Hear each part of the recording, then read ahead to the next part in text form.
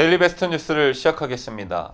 이명박 정부 시절 대북공작금으로 김대중의 음해 정보를 수집한 최종흡 전 국정원 3차장에 대해 검찰이 징역 3년을 구형했다는 소식입니다.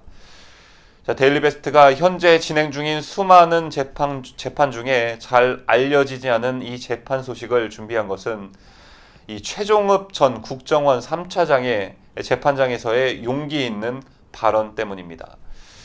우선 6일 서울중앙지법 형사합의 25부 부장판사 김선일 심리로 진행된 최 전 차장에 대한 결심 공판에서 검찰은 최 전 차장은 원세훈 전 국정원장의 지시를 받고 DJ 비자금 추적의 첫 기초를 다지고 진행한 장본인이라고 지적했습니다.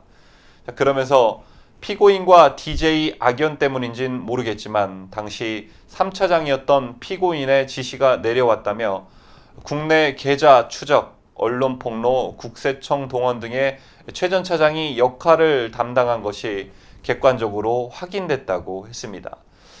또 비자금 추적에 대북 공작금인 가장채 수익금을 동원한 것에 대해서도 그 기초 작업을 다른 사람이 아닌 최 전 차장이 했다며 재판부에 3년을 선고해달라고 요청했습니다. 이 같은 검찰의 주장에 최 전 차장 측 변호인은 특가법 위반 부분은 공소시효가 만료돼 면소 판결을 받아야 하며 그게 아니라도 증거가 없으므로 무죄를 선고해야 한다고 강조했습니다.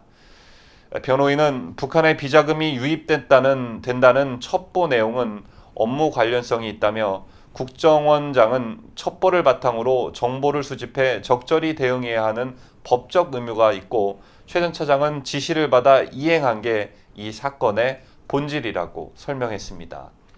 원전 원장의 비자금 추적 지시에 대해선 최 전 차장으로서 원장의 의도를 알 수도 없고 또 알 필요도 없다며 특가법 위반 부분의 공모관계도 인정되지 않는다고 반박했습니다.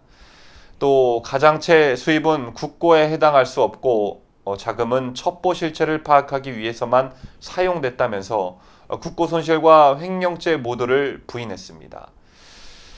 지금 보신 대로 DJ 비자금 추적을 했다는 이유로 말년에 고초를 겪고 있는 최종흡 전 국정원 3차장은 최후 변론에서 이렇게 말을 합니다.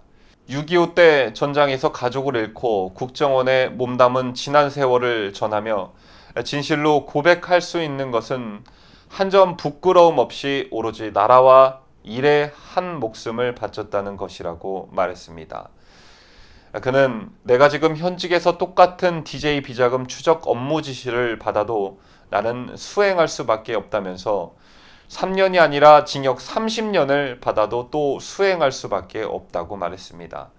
그러면서 오늘 검찰의 손에 의해 내 명예와 신념은 사형 선고를 받았다며 이것은 내 신상에 국한하지 않고 국정원 핵심 기능을 부정당한 것이고 나아가 국가안보의 문제라고 반발했습니다. 구독자 여러분, 이 같은 최종흡 전 국정원 차장의 최후 변론을 어떻게 생각하십니까? 국정원 기무사 그리고 심지어는 군에서 별을 몇 개씩이나 단 사람들도 현 정권의 칼날이 무서워 꿀먹은 벙어리 마냥 설설 기고 있는 요즘 최 차장은 자신의 형이 결정될 최후 변론에서 전 국정원 직원으로서의 명예와 신념을 버리지 않았고 꿋꿋한 모습을 보여줬습니다. 오늘날 국정원이나 기무사가 꼬라지가 이렇게 된 이유는 그들의 해체를 노리는 현 정권 탓도 있지만 최종흡 차장 같은 명예와 신념을 가진 사람들은 눈 씻고 찾아볼 수 없고 그저 권력에 따라 춤을 추는 권력바라기들만 있기 때문이 아닐까 하는 생각을 가져봤습니다.